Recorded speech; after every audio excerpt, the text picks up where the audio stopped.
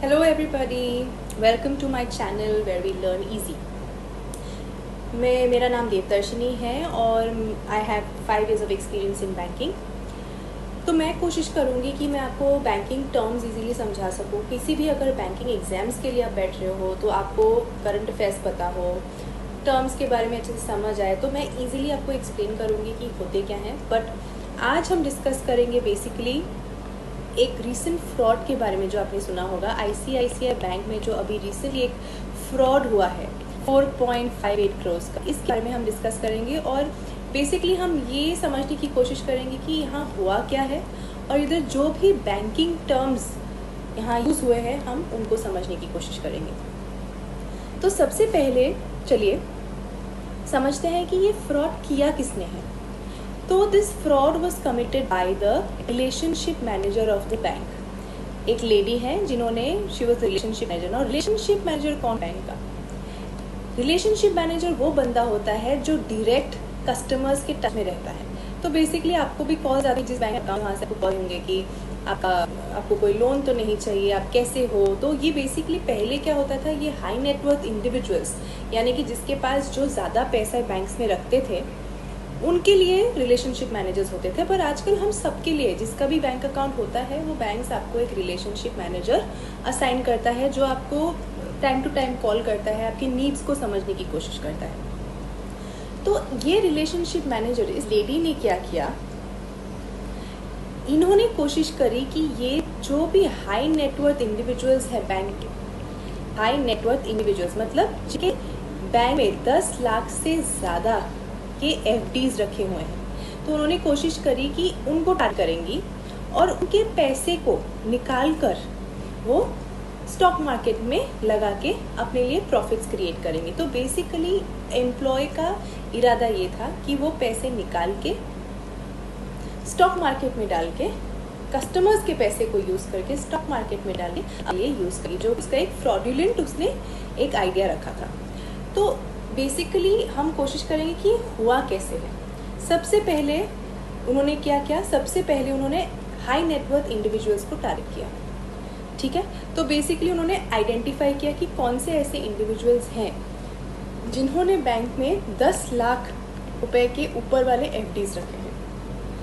अब ये होने के बाद उन्होंने क्या किया, उन्होंने ये एफडीज का प्री मैच्योर विड्रॉ किया. प्री मैच्योर मतलब क्या होता है, अब मान लिए एक कस्टमर ने 5 साल के लिए एफडी बना रखी है. ठीक है, अपने पैसे 5 साल के लिए बैंक में डाल रखी है, तो उसको इंटरेस्ट आता रहता है उस एफडी में. तो इन्होंने क्या किया, वो 5 साल वाले एफडी को 3 साल में ही, अगर उसको 3 साल हुए हैं या 2 साल जो भी हुए हैं, उन्होंने उसको उसी टाइम विड्रॉ कर दिया. वो पैसे वहाँ से निकाल दिए बिना कस्टमर को बताए. मतलब कस्टमर को अलर्ट नहीं गया, कस्टमर के फ़ोन पे कोई अलर्ट नहीं आया कि उसका जो एफडी था उसको किसी ने विड्रॉ कर लिया है.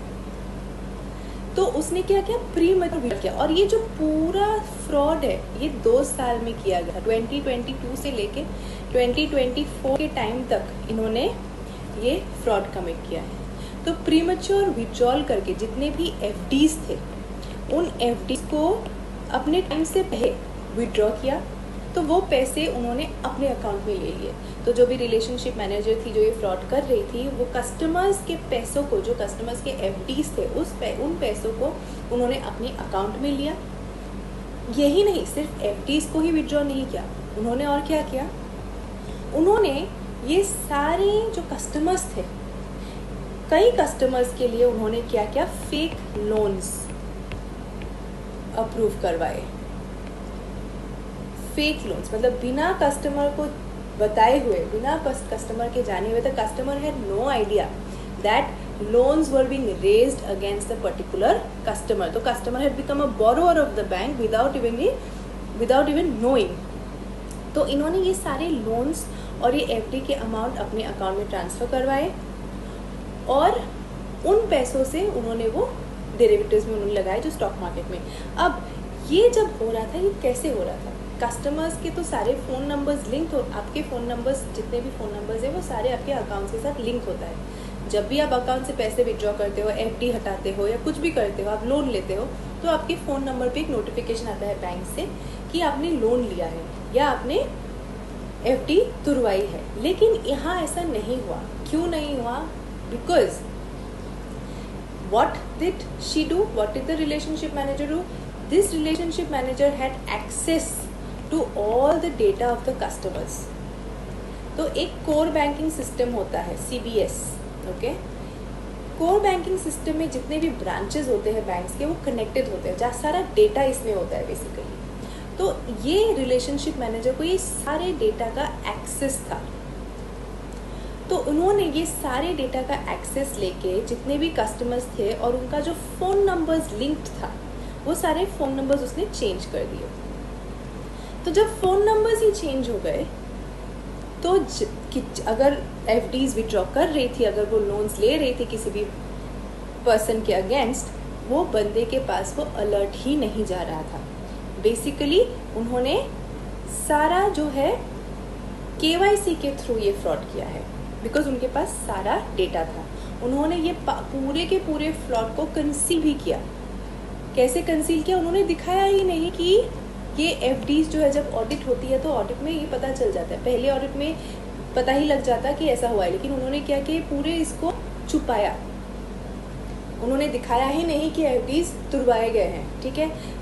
एफडीज में प्रीमेच्योर विड्रॉल उन्होंने दिखाया ही नहीं। ये सारा कंसील करके ये पूरा का पूरा पैसा उन्होंने लगा दिया स्टॉक मार्केट में। और स्टॉक मार्केट भी उन्होंने लगाए डेरिवेटिव्स में, जो कि माना जाता है that these are very risky in nature.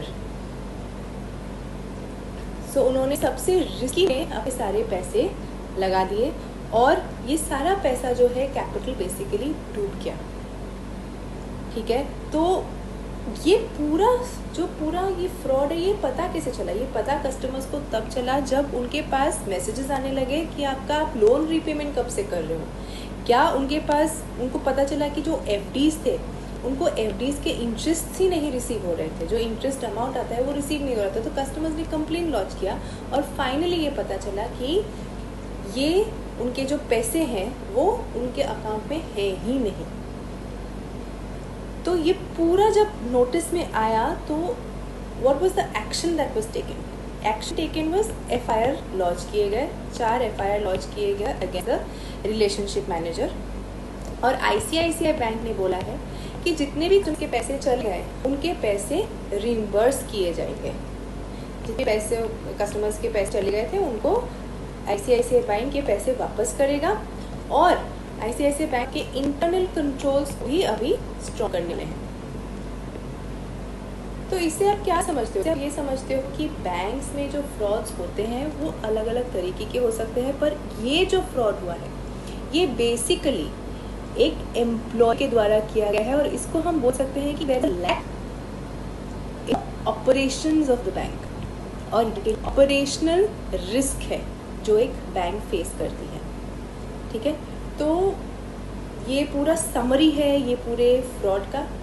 आगे हम नेक्स्ट जो हमारे वीडियोस आएंगे, हम कोशिश करेंगे कि और ऐसी छोटी छोटी डिटेल्स हम समझा सके आपको, और ऐसी जो भी अगर आपको टर्म्स है, बैंकिंग टर्म्स है, उसके बारे में अच्छे से एक्सप्लेन करके बता सके। आई होप आपको ये पूरा फ्रॉड अच्छे से समझ आया है। अगर कुछ भी आपको इसमें लगता है कि आपको नहीं समझ आया, डाउट्स है, तो आप ये अपने कमेंट सेक्शन में डाल दीजिए। मैं कोशिश करूँगी कि इसको और अच्छे से, जो भी टर्म्स आपको और समझना है, दूसरे वीडियोज़ में हम वो डालने की कोशिश करेंगे। Thank you so much everybody.